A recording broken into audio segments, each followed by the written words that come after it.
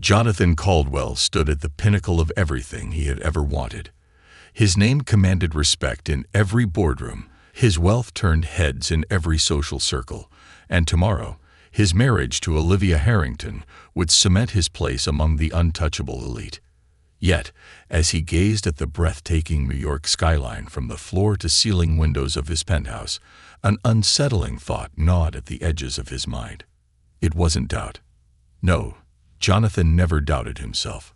It was something else, something more insidious, a whisper from the past. A name.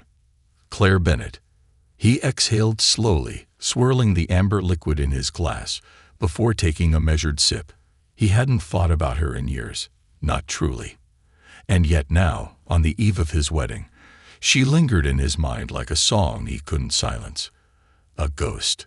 A reminder of a past he had buried beneath towering skyscrapers and ruthless ambition.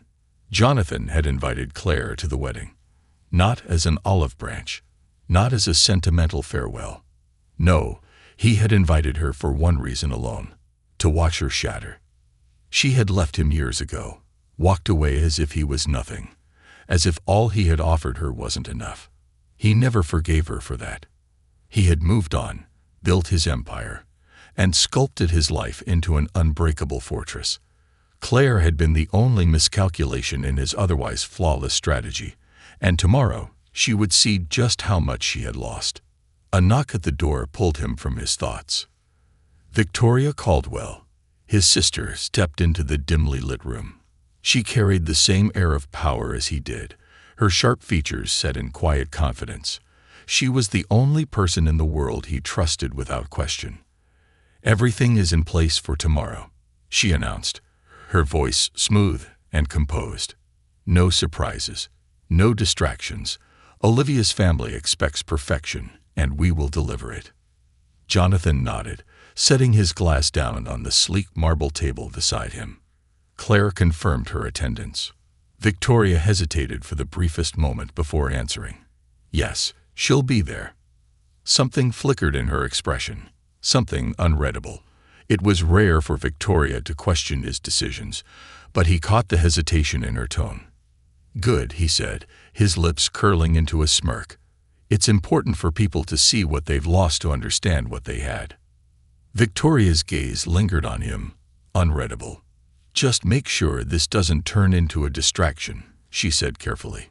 "Tomorrow is about securing your legacy, not settling old scores." Jonathan merely chuckled. To him, it was all the same thing. By tomorrow night, Claire Bennett would regret ever walking away from him. The grand ballroom of the Harrington estate was a spectacle of wealth and power. Crystal chandeliers bathed the room in golden light, the scent of the finest imported flowers filled the air, and the soft murmur of New York's elite echoed through the towering marble pillars. Every detail of the wedding had been curated for perfection. No expense had been spared. This was more than a wedding.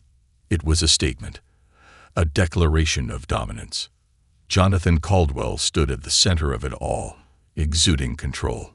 His tailored tuxedo fit him like armor, his dark eyes sharp as they surveyed the room. The whispers had already started, about the union of the century, about how he and Olivia Harrington would rule the business world like royalty. But Jonathan wasn't listening to any of it. He was waiting.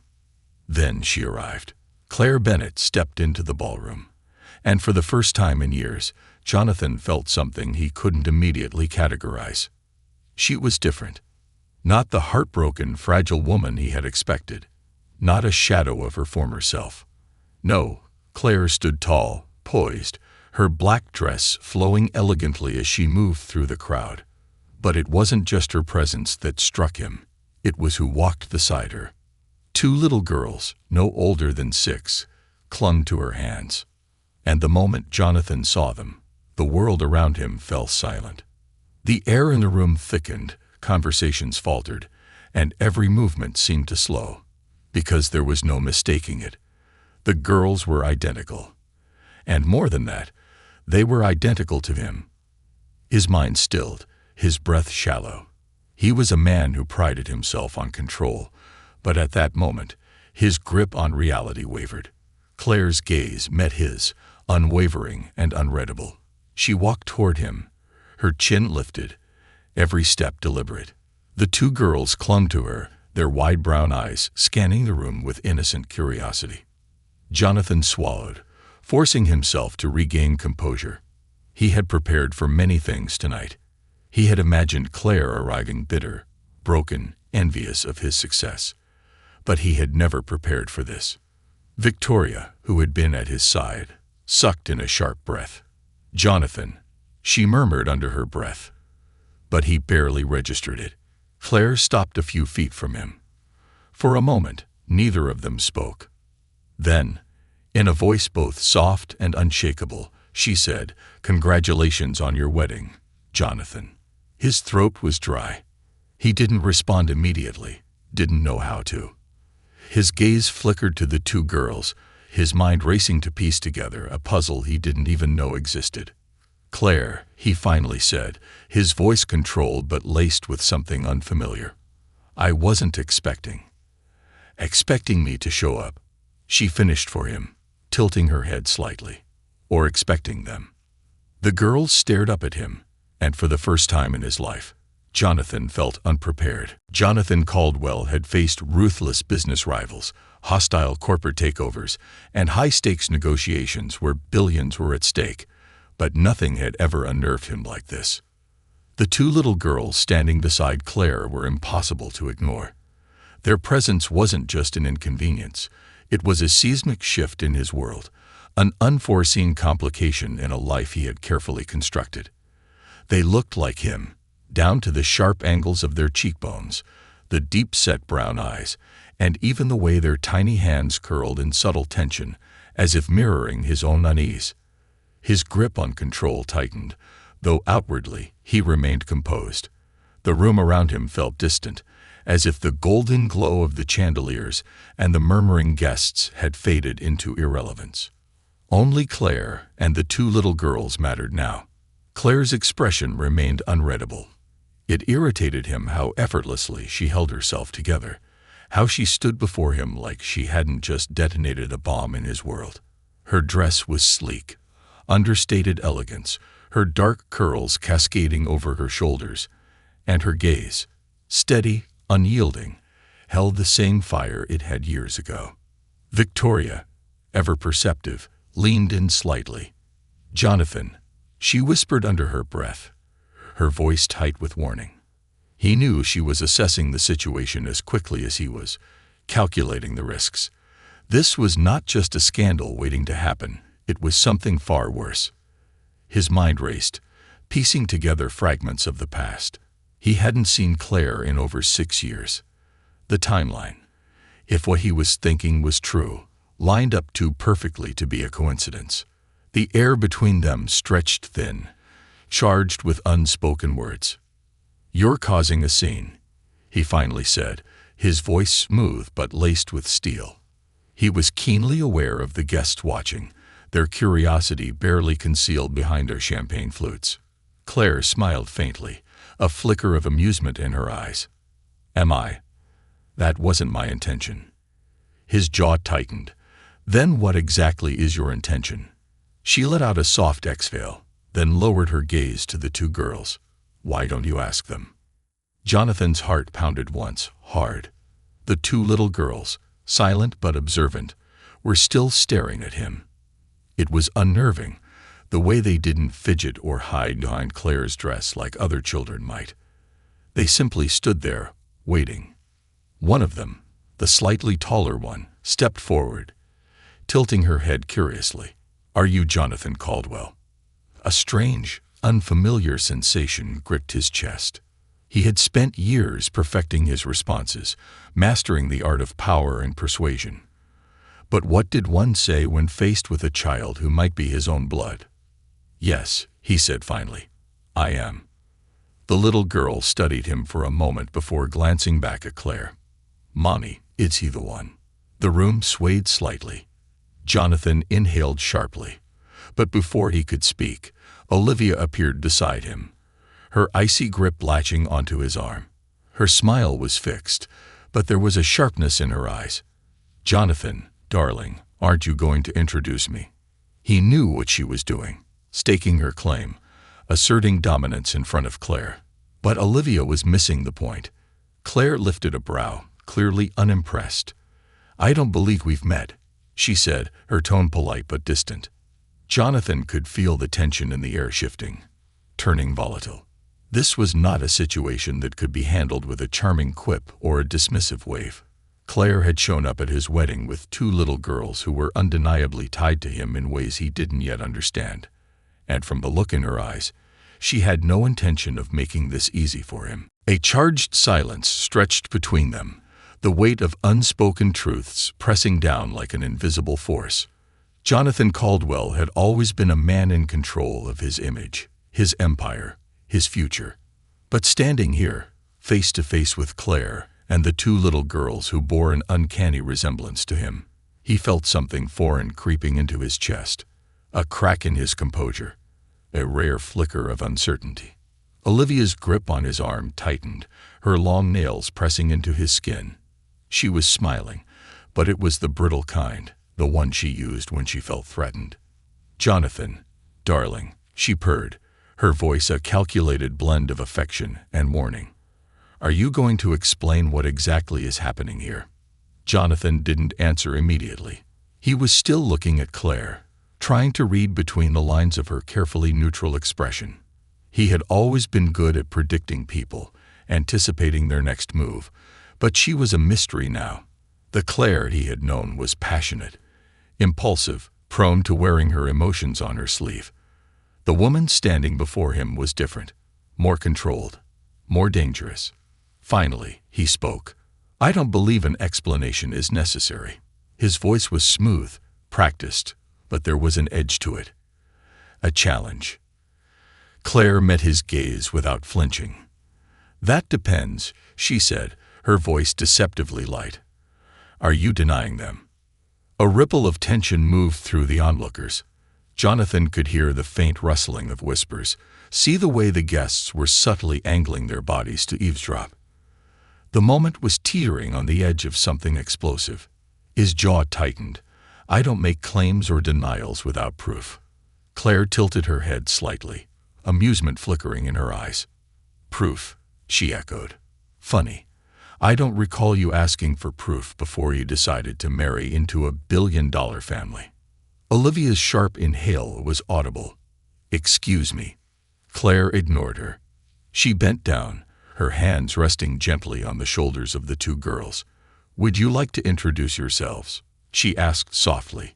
The taller girl, the one who had spoken earlier, stepped forward with the quiet confidence of someone much older. "My name is Evelyn," she said, looking up at Jonathan with wide, knowing eyes. "This is my sister, Emma." Jonathan swallowed. The names meant nothing to him, yet they settled over him like something final. "Evelyn, Emma," he repeated, testing the weight of them. Emma, the smaller of the two, looked up at him and frowned slightly. "Mommy said we might see you one day," she said, her voice small but firm. "She said you were a very important man." Jonathan exhaled sharply, pressing his fingers against the bridge of his nose. His temples throbbed with the beginnings of a headache.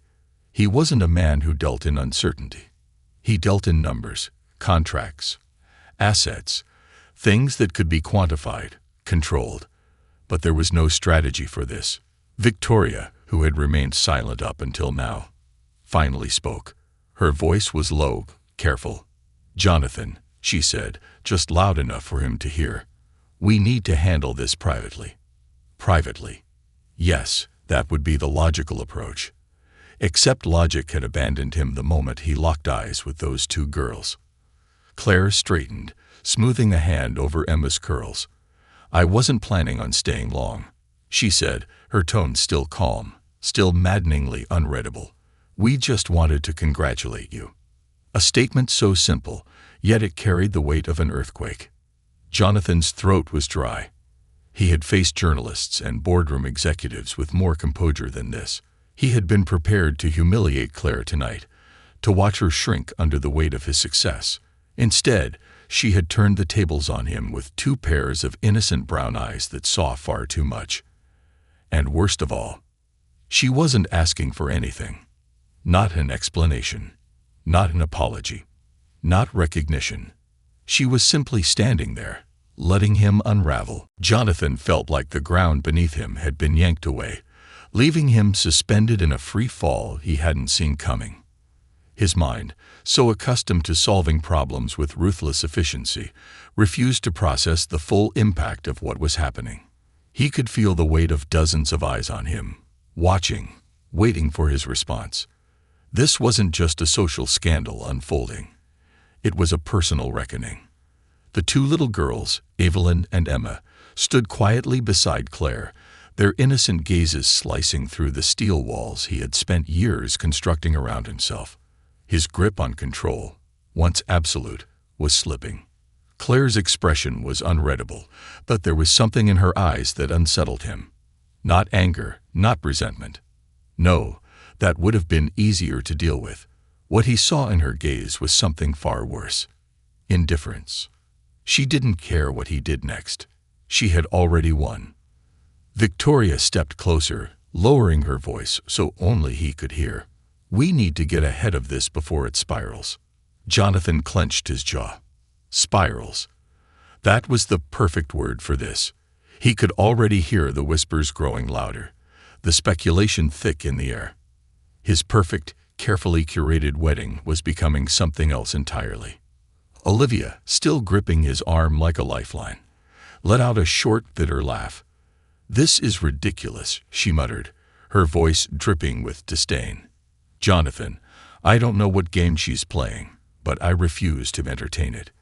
Claire turned her gaze to Olivia for the first time, tilting her head slightly. "Game," she mused. "That's an interesting choice of words." Olivia bristled, her grip tightening. "Jonathan," she snapped, "say something." He exhaled sharply, forcing his body to remain still, controlled. He wasn't about to be dragged into a public confrontation. Not here. Not now. Finally, he looked at Claire. "Not here," he said evenly.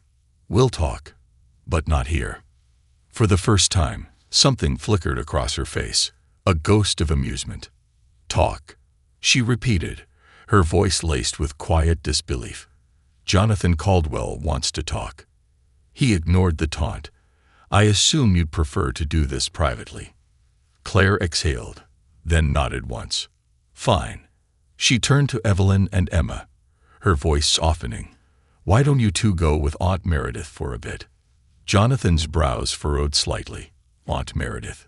From the corner of the room, a woman stepped forward. She was older, mid-50s perhaps, with kind eyes and a patient smile. The girls immediately took her hands, showing no hesitation. They trusted her. Jonathan watched them go, something twisting in his chest. He forced himself to shift his focus back to Claire. "Let's go," he said simply. She followed him, her expression neutral as he led her through a side door and into an empty hallway. The second the door clicked shut behind them, he turned sharply. "Are they mine?" Claire didn't flinch. "What do you think?" His fists clenched. "I think I deserve a direct answer." She studied him for a long moment before speaking. "Yes, Jonathan. They're yours." The words landed like a punch to the gut. He had known. Of course he had known. But hearing it out loud was different. Final. He took a slow, measured breath, his mind calculating at a rapid pace. "Why didn't you tell me?" Claire let out a soft, humorless laugh. "You mean, why didn't I hunt you down and beg you to acknowledge them? Is that what you were expecting?" His jaw tightened. "That's not what I said." "No," she agreed. "But it's what you meant." Jonathan stared at her, his pulse a steady drumbeat in his ears. "You had no right to keep this from me." She tilted her head, eyes flashing. "And you had no right to make me feel like I was disposable, like what we had meant nothing." His breath hitched. This was veering into dangerous territory. Claire crossed her arms. "Tell me, Jonathan, what would you have done if I had told you back then? Would you have dropped everything, changed your life for them, for me?" The truth lodged in his throat. She smiled bitterly. That's what I thought. A thick silence stretched between them, filled with all the things he wanted to say but couldn't. Finally, Claire exhaled and straightened. I don't need anything from you. I never did. I came here because I wanted them to see the man you really are, to understand that they don't need to spend their lives chasing after a father who never wanted them. Jonathan's chest tightened, but before he could respond, she turned toward the door. You wanted me to see what I lost, Jonathan. She glanced back at him, her eyes sharp, unwavering. Consider your wish granted. And with that, she walked away, leaving him standing there with nothing but the wreckage of his own choices. Jonathan had spent his entire life making decisions that shaped empires, signing deals that turned millions into billions, and controlling outcomes before anyone else could. But this moment, was beyond his grasp. Claire's words echoed in his mind like a relentless drumbeat. Consider your wish granted. She was gone. Just like that. The woman he once thought he had the power to humiliate had left him standing in the ruins of his own arrogance. And worst of all, she had taken with her the two little girls who carried his blood, his daughters. The weight of it settled in his chest like a stone, suffocating and immovable. Jonathan wasn't used to losing. It wasn't just about power or control. It was about knowing he had let something slip through his fingers that he could never get back.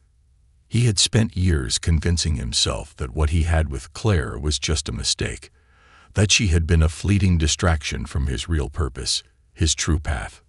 But staring at the door she had just walked through, he felt the kind of regret that had no remedy. A sharp voice cut through his thoughts. Jonathan. Victoria.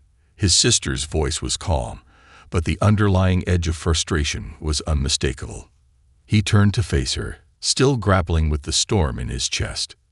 You need to get it together, she said, stepping closer. Right now. There are hundreds of people out there watching. Your wedding, your image, your entire reputation. I don't give a damn about the wedding. Jonathan snapped, his voice harsher than he intended. Victoria's eyes widened slightly, then narrowed. Excuse me. Jonathan ran a hand over his face, exhaling slowly. His mind was still reeling. The event he had spent months planning suddenly felt meaningless. Olivia, her family, the business merger, none of it mattered anymore. He had daughters who had spent their entire lives without him. And the worst part, that wasn't Claire's fault. It was his. She didn't tell you for a reason, Victoria said, her voice quieter now. You weren't ready. Jonathan clenched his jaw. I had a right to know. Did you? Victoria tilted her head. What would you have done, Jonathan? Dropped everything. Married Claire instead. His silence was answer enough. Victoria sighed, crossing her arms. You can be angry, but it won't change anything. She's not here to fight with you. She came to show you what you missed. Jonathan's fists clenched at his sides. I won't miss them again. His sister studied him carefully. Then do something about it. The words struck him like a challenge. For the first time in his life, Jonathan Caldwell didn't care about his reputation. He didn't care about business. He didn't care about Olivia Harrington or the power that came with marrying into her family. All he cared about was finding a way to fix what he had broken. Without another word, he turned and strode down the hallway, heading toward the exit. ***. Claire fastened Emma's seatbelt, brushing a gentle hand over her daughter's curls. The night had been overwhelming for the girls, but they were stronger than she had ever imagined. Evelyn sat quietly in the back seat, her face turned toward the window. As Claire closed the car door and walked around to the driver's seat, she felt a presence behind her. She knew who it was before she even turned around. Jonathan stood there, slightly out of breath, his hands clenched at his sides. His polished exterior, so carefully maintained, was cracking. "Don't leave," he said, his voice quieter than she expected. Claire inhaled deeply, keeping her expression steady. "Jonathan, I mean it." He took a step closer. "Don't take them away from me." She studied him for a long moment. The man in front of her wasn't the same one who had coldly calculated her downfall. He looked shaken, raw, and for the first time, completely lost. "I wasn't keeping them from you," she finally said. "You were never looking for them." The words hit him like a blade. He nodded once, accepting the truth, then glanced toward the car. "I don't deserve them." His voice was strained. "I know that." Claire swallowed, surprised by the admission. "But I want to try," he continued, "if you'll let me." A long silence passed between them. Claire knew Jonathan Caldwell was not a man who begged, and yet, standing in the dimly lit parking lot, he was close to it. She glanced at the car, at her daughters, at the life she had built without him. Then she met his gaze. "We'll see." It wasn't a yes, but it wasn't a no. And for now, that was enough.